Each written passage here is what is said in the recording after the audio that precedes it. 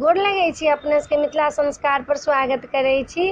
तेसर दिनक कथा ये, दूटा कथा है तेसर दिन के।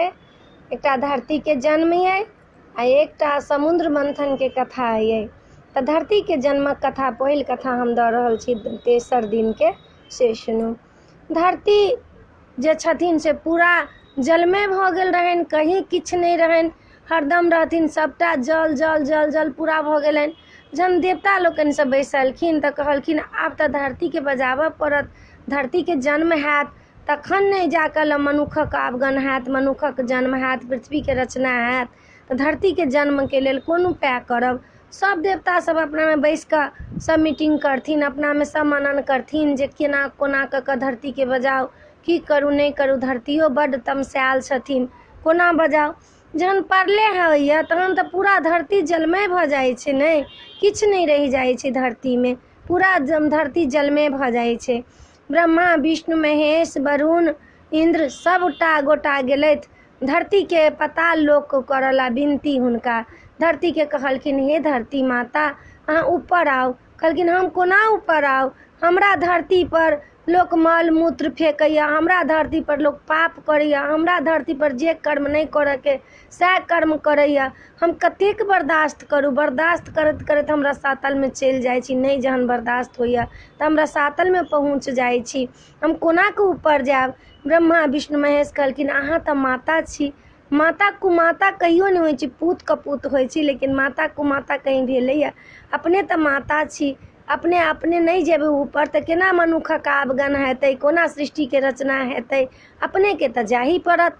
कहलखिन कोना जाओ यौ, बड्ड कष्ट ये हमरा धरती में। कहलखिन नहीं नहीं चलहे पड़त। तऽ कहलखिन ठीक छै चलू हम चलै छी, लेकिन हमर भार के थमत।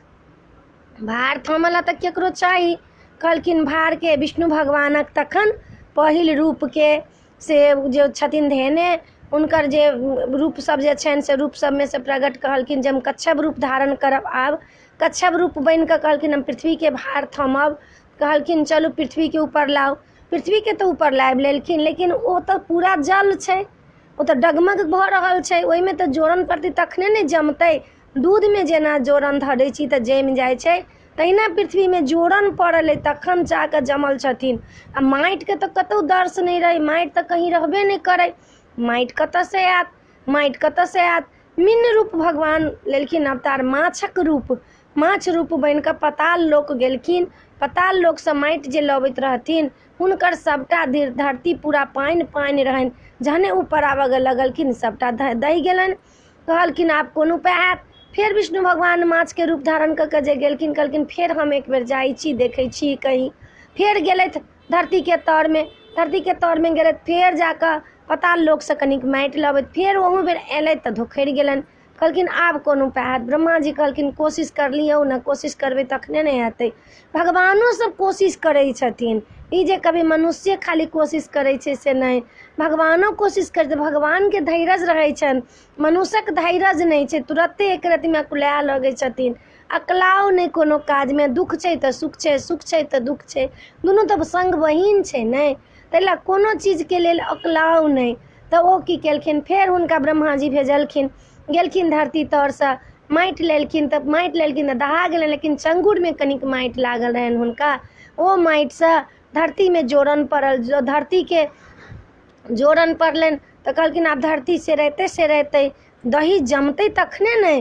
तऽ आब जमऽ लगलखिन धरती, धरती जमत जमत जमत जमत जहन जमि गेलखिन हम पूरा, तखन ब्रह्मा विष्णु महेश कहलखिन कि आप पृथ्वी के अपने सब रचयिता करू, अहाँ बनू पालनहार, हम बनै जे छी से हम सबके भाग्य लिखब, हम सबके जन्म देब। आ शंकर जी रहथिन से संहार कारक रहथिन, सबके संहार करथिन, सबके जे देखथिन दुख सुख के सबके भागी बनथिन।